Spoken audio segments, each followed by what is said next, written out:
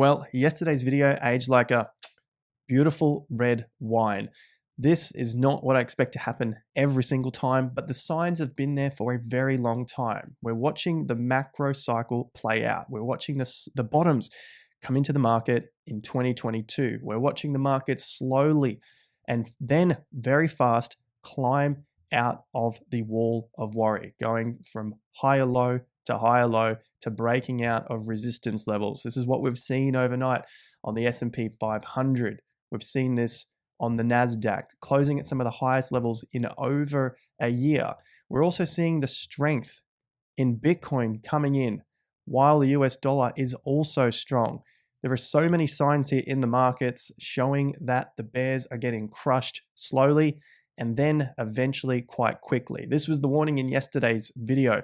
So don't go anywhere, hit that like button, make those fireworks go off if you're on your computer, or let me know, are you on mobile? So we have a ton to get through today as the market keeps giving us more and more good news. I didn't realize how much people didn't want to hear the good news of the markets going up, especially in the face of a looming recession and higher interest rates and sticky inflation and banking crises. All of this stuff going on, and the markets keep going up. I've got a lot to get through with you today. But first, I just want to mention to the Aussies, Binance Australia halts AUD payments. So if you are with Binance, SwiftX has kindly given us a triple bonus here. Yes, they are a sponsor of the channel. So I'm letting you know that as we are talking about them right now. So they're doing a $30 free BTC if you use the link in the top of the video description. As most, if you're on Binance, are going to need a new on-ramp and off-ramp if you are trading cryptocurrencies. So link top of the video description, that is for SwiftX. That is now $30 for a limited time, just 7 days. So check that out. Let's dive into the first piece of updates, BTC. So we have just seen a little bit of a push to the downside. It's a 2.1% drop on the day after yesterday's 1.37 move. The main thing that we're noticing here is over the last 7 days, the price has been basically the same. 7 days ago, it was 26,986, and today it closed at 26,820, basically $100 lower. In the same period, the US dollar has increased. So typically what we've seen between these two charts is when the US dollar declines, then you get a nice rise on BTC. We had that rise through this period when Bitcoin was consolidating and then going on its run from late December, January, into that peak in April. And then from that period, you had the November collapse of the US dollar all the way down into the February low, quick little run up, and then that final low in April. So during that same period, the US dollar lost a lot of strength and BTC gained a lot of strength.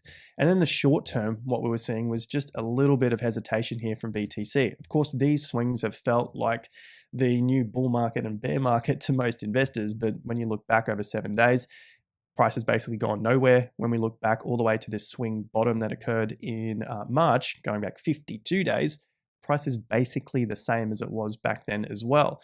So I've put this down as to USD repricing. Obviously, the price is repricing because it's priced in USD. However, it's almost the divergence is finding a little strength here. We're not seeing the same divergence as what we saw previously on BTC to the US dollar. So eventually, when the strength comes back into Bitcoin, once we've gone through our consolidation, we may see a little faster move to the upside. Of course, we're still waiting on the US dollar to come towards some resistance, and those resistance points are now in the short term being overcome. It's overcome in the short term 103.3. That's our 50% level from the top to the bottom.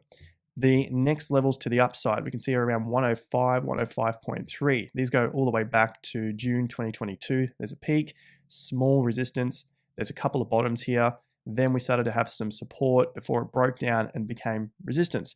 You also got some resistance and then the resistance at that March peak. So if we're able to consolidate above these levels, that's probably the next level to look forward to, around 105 to 106, because that's that next peak. So we'll continue to watch what happens to the US dollar and how Bitcoin responds to a potentially increasing US dollar. If we find the Bitcoin price continues to remain relatively stable, meaning it sticks around these areas between 24, 25, 26K, and maybe to the upside here of 28K, while the US dollar goes up, that is potentially going to be some strength to Bitcoin once the US dollar finds some resistance and starts to head back down. Because in the face of the US dollar going up, we've already started to see Bitcoin maintain its pricing while the US dollar gets stronger, because eventually the tides turn. This always happens. Just like we saw at this low that we saw from March into April. We called it here because we saw how extreme the news was getting at this low. We were anticipating some sort of move to the upside, or at the very least, a pause here because of how bad the news was. We paused for quite some time without the price going lower on the back of very extreme bad news for the US dollar. And guess what? Market goes up from there. Exactly what happened at the peak. Extremely good news for the US dollar. We had the euro collapsing. We had the Great British Pound collapsing, and everyone's saying the US dollar is the only safe haven. The milkshake theory getting more and more headlines there. And guess what happens? The US dollar goes sideways, and we were talking about it all through this period. You guys remember that we could see the weakness starting to come into this market on the back of extreme good news. And of course, the market collapsed from that point. So we expect the same thing to happen from here. Maybe the news isn't going to be as loud, but we'll start to see some sort of resistance levels, whether it's here at 105, 106, or up here at around that 107, 108, that 50% level, which the market hasn't tested. Onto the S&P 500 and the short-term bullishness.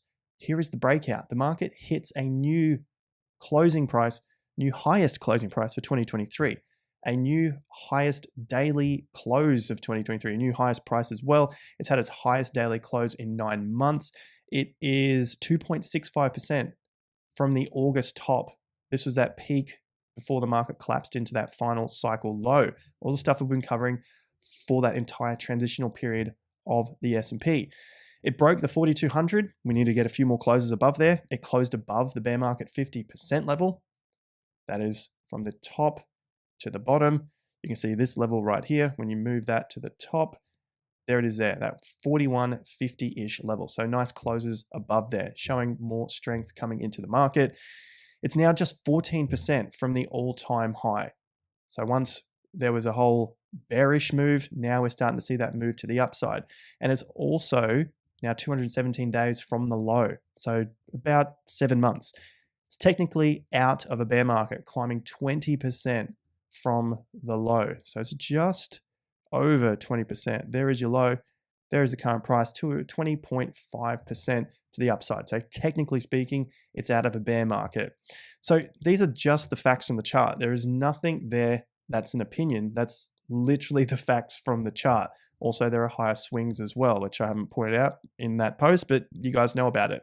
So investors that saw this coming from the June and October low, as I've been pointing out here on the channel for obviously nearly coming up to 12 months, are now positioned with minimal risk. So although it may seem like the riskiest time to buy at the bottom when the most fear is there, May had the most fear, May 2022 had extreme fear, and June had extreme fear, this is now the safest place to buy through this area as well. Also a reasonably safe place to buy. And of course, the lower you can buy at the bottom, the less risk you have as the market starts to move against you. Of course, there's always the side that this market could go down further, but lay it in with the rest of our analysis, that helps us stay safe in the market by also having stops in place in case the market does fall against us. But for now, everything is still in tune and the market is breaking to the upside.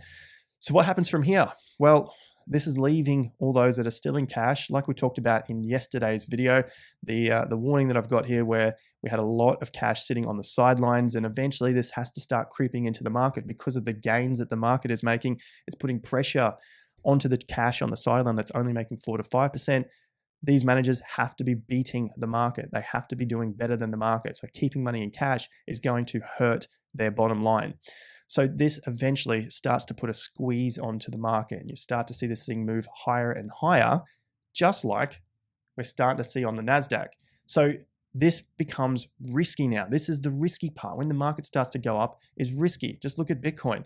As the market starts to go up, you can see it happen faster and faster, and buying in at the tops is the risky part. I'm not saying that we're at the tops yet for the NASDAQ, but in the short term, we'll obviously have to get a top soon. This month, next month, we'll wait and see. But you can see the move is getting faster to the upside. So this is putting pressure on those investors who are on the sideline, who now have a higher entry point than what was happening back here. And eventually, when this thing rolls over, they'll be in losses faster than the rest of them. You guys, anyone that's buying at these lower prices, whether it was Apple, whether it was Facebook, whether it was Tesla, whatever it is, have a much easier sleep at night because any move to the downside is still in profits. Whereas these guys, unfortunately, who are getting in now, later, as you can see the market start to break, they're in a bit of strife if and when this market starts to roll over. Just as clarity, we're not saying that this market is going to roll over and collapse to new lows, but we do know that markets have short-term pullbacks. You can see that's just a natural part of the market, especially once it's been going up for a period of time, and depending how fast it goes up, it has to have those pullbacks. And so eventually that's going to happen. Hopefully, for the sake of the bulls, it happens above the 50% level now that we've started to break out and break these tops. Nonetheless, we still have the backups underneath these lows that were set in April, and also the backups that were set underneath March, and the backups that were all set back at around 10,500 points through October, November, December, and January. I've been coming at you day after day, being on the right side of the market. So if you're finding value in understanding how these markets are working, leave us a little like down below. And if you haven't already, subscribe. If you want to go that extra step further, drop us a love heart in the comments section. All right, guys, the last thing I want to look at here is the sell in May, go away. So far, it's 0.6% to the upside. This is May 1st. This is where we currently sit. So still too early to tell. Obviously, it's the 6-month period of May through to the end of October. But what history has shown is typically it's not the best time to be selling, only if you're comparing it to the period between November and April, is that this period of May to October is a less profitable period than November to April. Nonetheless, it's probably going to have an upside here. So basically a positive return in that 6 months. Now, the last thing I wanted to go through, which I'll leave for a real estate video, which is long overdue, so apologies to you guys who are waiting, is something to do with the interest rates and D.R. Horton. You can start to see some of these signals that are coming into the market, some of the leading indicators here. These are some of the other indicators that have shown us that these markets are not ready to roll over and collapse. This is what many people have been talking about with the S&P, waiting for the S&P to roll over and collapse. It's not time yet. They're waiting for the NASDAQ to roll over and collapse. It's not time yet.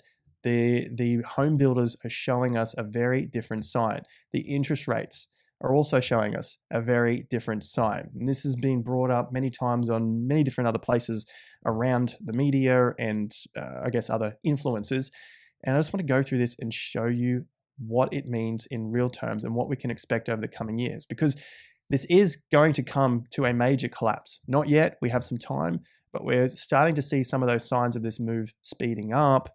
And then that is the scary period. Hopefully I've been able to show you that, especially in this short term where the markets start to speed up and those late entrants all get it wrong and they're left at a high leverage position or at a loss very early on in their investment. It's going to see that. I think we'll see that soon with the NASDAQ as this market picks up that little bit of speed here. So those late entrants in the short term may come and have their position in a bit of a negative. So I'm going to go through this in a video on real estate. Stay tuned to the channel, hit that like button down below, subscribe if you haven't already, and leave us a beautiful little love heart if you happen to join us there. All right, guys, thanks once again. I'll see you at the next video. Until then, take care and peace out.